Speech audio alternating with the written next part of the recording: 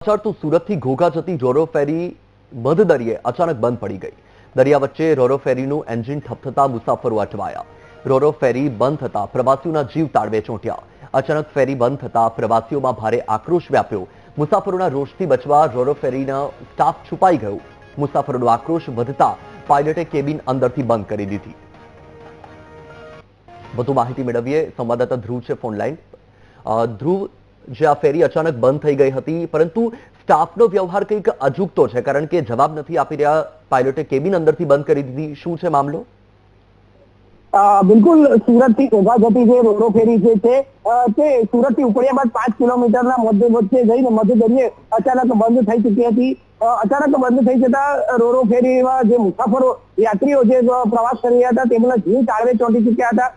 તે પરેશાન થયા હતા, જેને લઈને તેઓમાં આક્રોશ જોવા મળી રહ્યો હતો। ખૂબ જ મોટી ફી આપીને તેઓ જ્યારે આ બોટમાં જઈ રહ્યા હતા, રોરો ફેરીમાં જઈ રહ્યા હતા, અચાનક બંધ થઈ જતા તેઓમાં પણ એક આક્રોશ જોવા મળી રહ્યો હતો અને તેઓના જીવ પણ તાળવે ચોંટ્યા હતા। ત્યારે તેઓ જવાબ લેવા માટે પાયલોટ પાસે પહોંચ્યા હતા, તો પાયલોટ પણ જે છે બોટના તેને પોતાનો દરવાજો બંધ કરી દીધો હતો, તો ત્યાંથી જવાબ નહોતા મળ્યા। અને અન્ય જે કંઈક સ્ટાફ છે તે પણ તે આ પ્રવાસીઓ જે મુસાફરો છે તેના આક્રોશથી બચવા ક્યાંક ત્યાં ટ્રકની પાછળ કે જુદા જુદા વાહનોની પાછળ છુપાઈ ગયા હોવાનું પણ જાણવા મળ્યું છે। એટલે એ રીતે કહીએ કે ખૂબ જ મહત્વની સુરતથી ઘોઘા જતી આ રોરો ફેરી જે છે તેમાં મોટી સંખ્યામાં મુસાફરો પ્રવાસ કરે છે, અને અચાનક જ્યારે આ પ્રકારની મધદરિયે ઘટના બનતા અનેક પ્રશ્નો ઉભા થયા હતા ફેરી ઉપર, અને સાથે સાથે પ્રવાસીઓના પણ જીવ તાળવે ચોંટી ચૂક્યા હતા। જી બિલકુલથી માહિતી બદલ આભાર ધ્રુવ।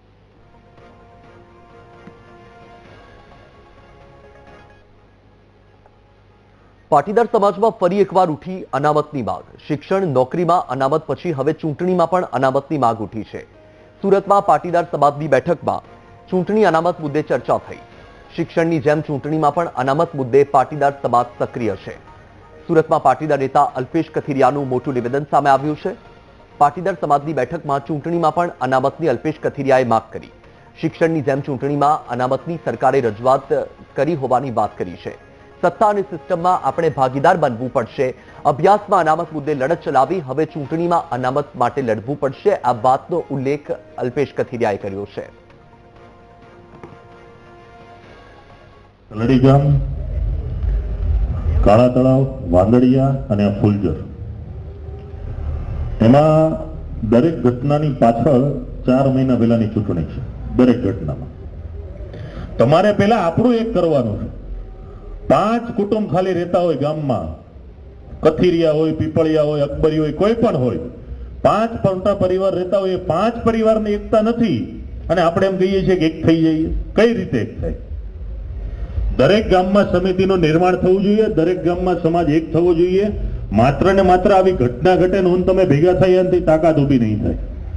બીજી હું તમને વાત કરું, હજી આવનારા દિવસમાં આનાથી સ્થિતિ ભયંકર એટલા માટે બનશે કે 3 મહિના પહેલા સમગ્ર ભારતમાં, યાદ રાખજો, 3 મહિના પહેલા સમગ્ર ભારતમાં પંચાયત, જિલ્લા પંચાયત ને તાલુકા પંચાયતની ચૂંટણીઓમાં પણ 27% ઓબીસી નો નિયમ લાગુ પડ્યો છે। યાદ રાખજો આની પરિસ્થિતિનું કેટલું તમને ખરાબ પરિણામ મળવાનું છે।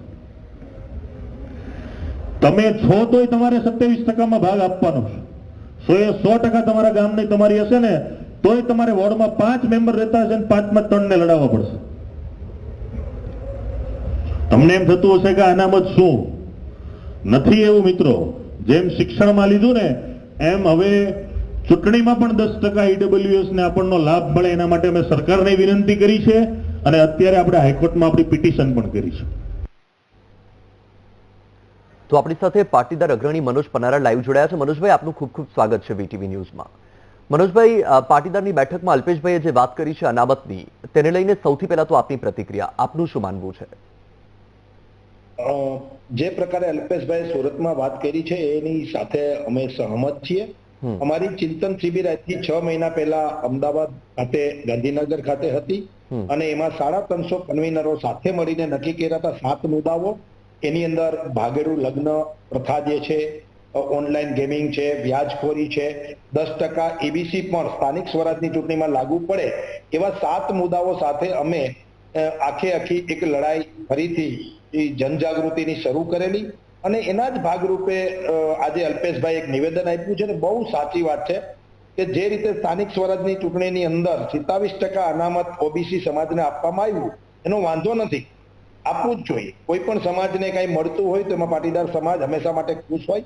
પરંતુ જ્યારે પાટીદારોની બહુમતીના ગામડાઓ હોય, પાટીદાર બહુમતીની જિલ્લા પંચાયત હોય કે ગ્રામ પંચાયત હોય કે પછી તાલુકા પંચાયત હોય, ત્યાં એક સ્વાભાવિક છે કે જો પાટીદાર ઉમેદવાર ચૂંટણી લડે અને જીતે એવી પરિસ્થિતિમાં જો અનામતના કારણે ન લડી શકે તો એક સમાજની અંદર ખોટો મેસેજ જાય.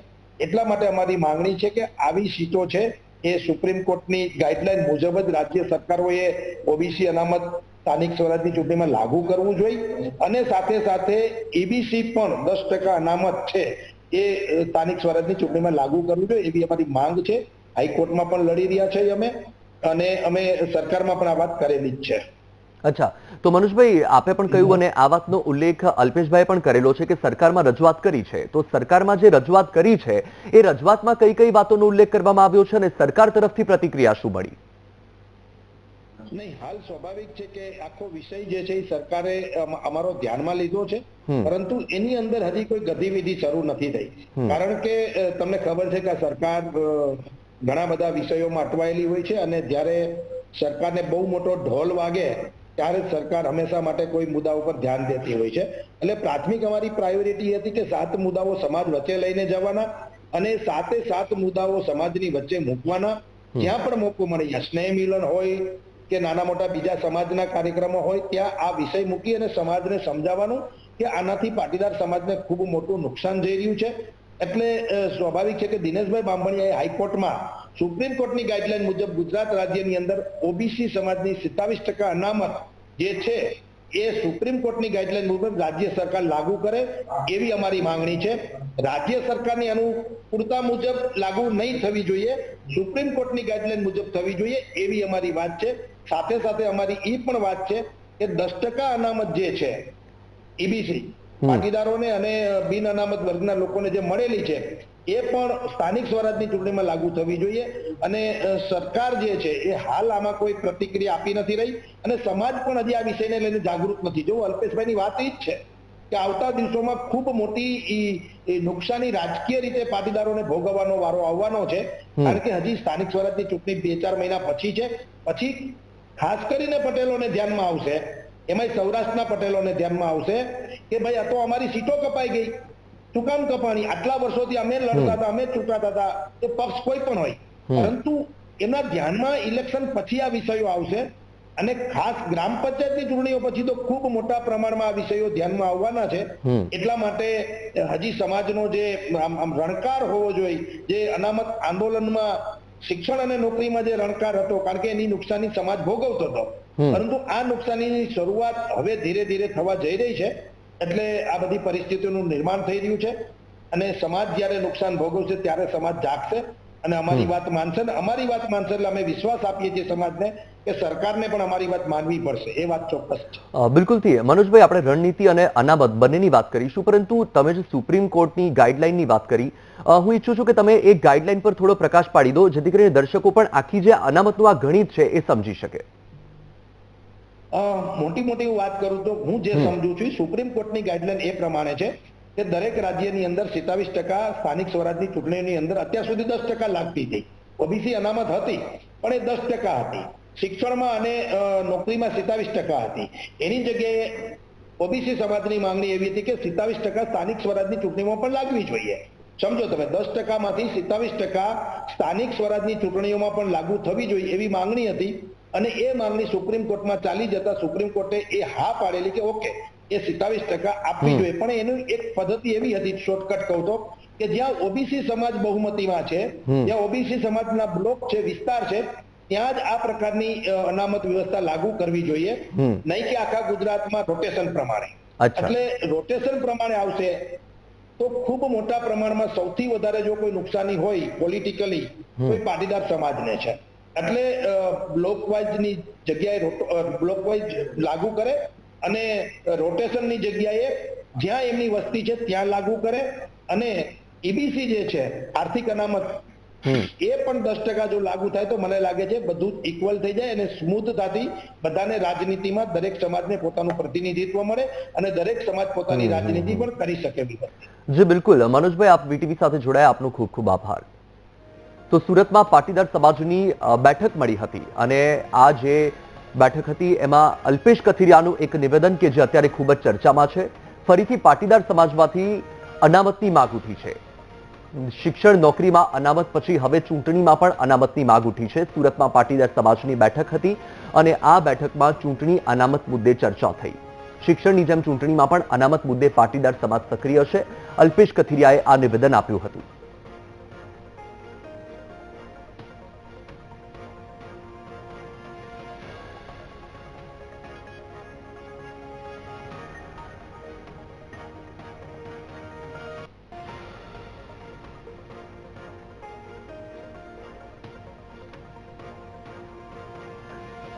તો આજે અનામતની માંગ ઉઠી છે. અનામતની માંગ મુદ્દે અલ્પેશ કથિરિયાએ શું કહ્યું, આવો સાંભળીએ.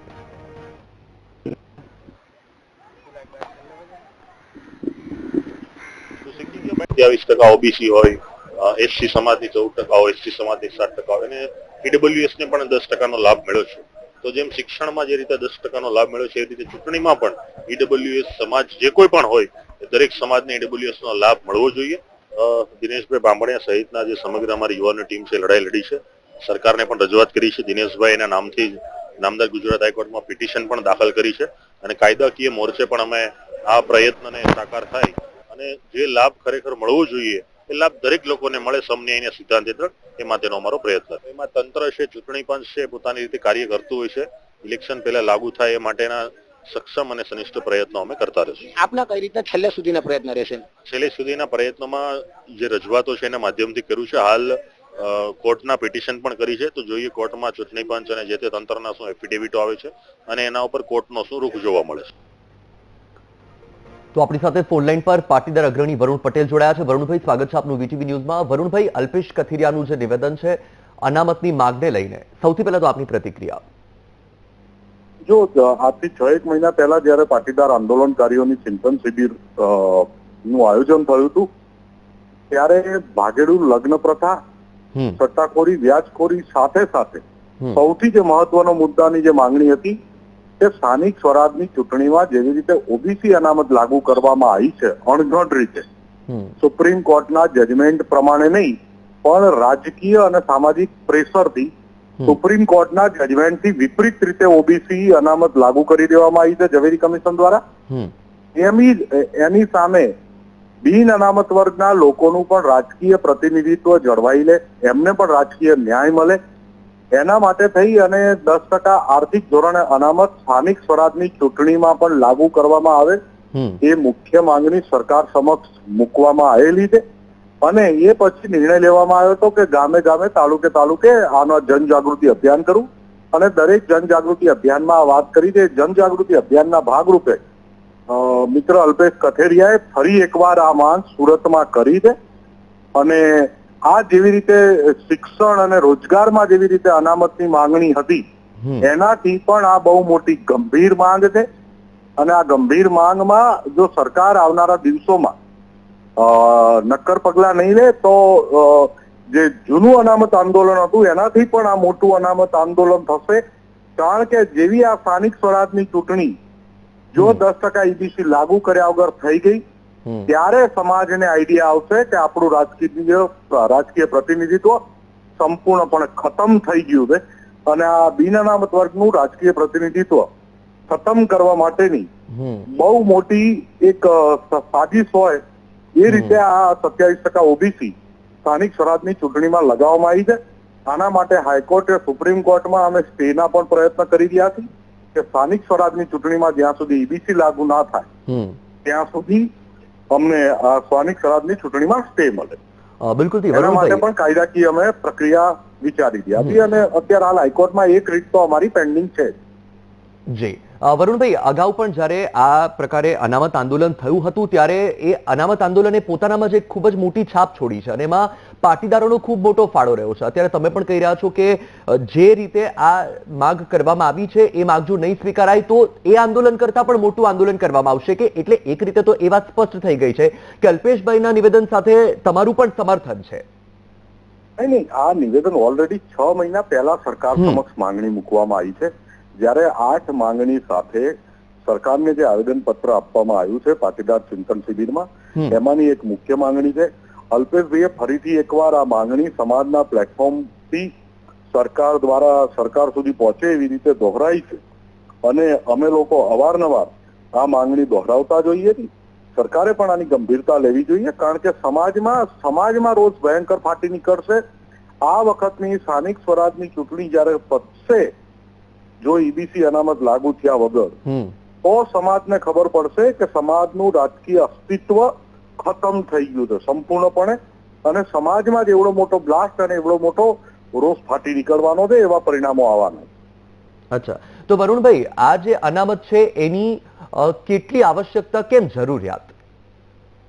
જો જ્યારે હું પોતે વ્યક્તિગત રીતે એવું માનું છું કે જ્યારે દરેક સમાજને રાજકીય પ્રતિનિધિત્વ મળવું જોઈએ, ચાહે ઓબીસી સમાજ હોય, ચાહે એસસી સમાજ હોય, ચાહે એસટી સમાજ હોય કે ચાહે બિન અનામત વર્ગ, દરેક સમાજનું રાજનીતિમાં સહભાગી હોવી જોઈએ. ઓબીસી અનામત લાગુ થઈ એ અમારી શુભકામના છે ઓબીસીને કે 10% વાળી ઓબીસી 27% થઈ, પણ એની સાથે સાથે ઈબીસી પણ લાગુ જોઈએ અને જે 27% જે ઓબીસી લાગુ થઈ છે એમાં સુપ્રીમ કોર્ટે અમુક સ્પષ્ટતા કરેલી છે કે ઓબીસીમાં પણ સર્વે કરવામાં આવે.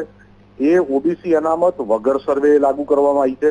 બીજી સુપ્રીમ કોર્ટની સ્પષ્ટતા છે કે એમાં રોસ્ટર પદ્ધતિને અપનાવવામાં આવે અને જ્યાં પણ ઓબીસીની મેજોરિટી છે અને ઓબીસીમાં જે સૌથી પછાત વર્ગ છે એને એમાં પેટા અનામત મળે એ રીતની વ્યવસ્થા કરવાની આવે. એની જગ્યાએ જે અત્યારે અણઘડ રીતે 27% ઓબીસી લાગુ કરવામાં આવી છે, એનાથી ઓબીસી સમાજને પણ બહુ મોટો અન્યાય છે. જો હું તમને બહુ સિમ્પલ એક્ઝામ્પલ સાથે કહું કે ઓબીસી સમાજને કઈ રીતે અન્યાય છે, કે જ્યાં ઓબીસીની મેજોરિટી છે, ઓબીસીનું રાજકીય પ્રતિનિધિત્વ જે જગ્યાએથી હોવું જોઈએ ત્યાં સરકારે સીટ એસસી કરી નાખી, એસટી કરી નાખી ચૂંટણી પંચે, અને જ્યાં ઓબીસી નું પ્રતિનિધિત્વ, જ્યાં શું કહેવાય કે જ્યાં ઓપનની સીટ છે ત્યાં ઓબીસી કરી નાખી.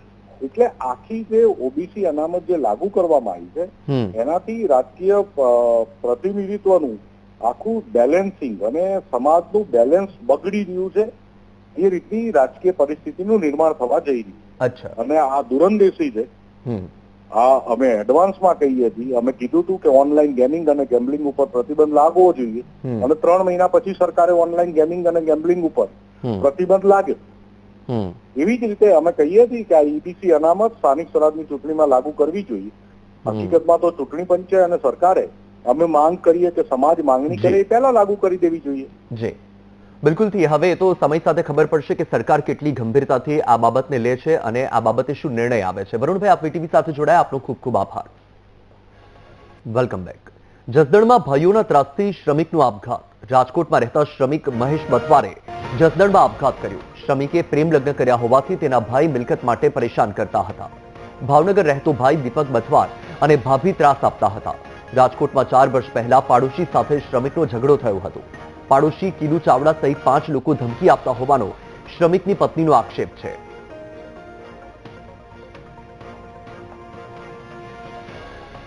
આજથી 4 વર્ષ પહેલા મારે કજ્યો થયો હતો. 4 વર્ષ પહેલા મારા ઘરવાળાએ એને ફોનમાં ગાયરું કાઢી હતી, તો એ લોકોએ મારા ઘરવાળાને માર્યો હતો એટલે એને ગાયરું કાઢી. તો એ લોકો હજી એક રેકોર્ડિંગ લઈને એમ જ કહે કે આવે એટલે એને મારી નાખો છો, એ આવે એટલે એને મારી નાખો. એના ભાઈ ને ભાભી શું કામ મારવા માંગતા હતા? એ મિલકત હાટું થયું. એને અમે 2 લવ મેરેજ કર્યા છે.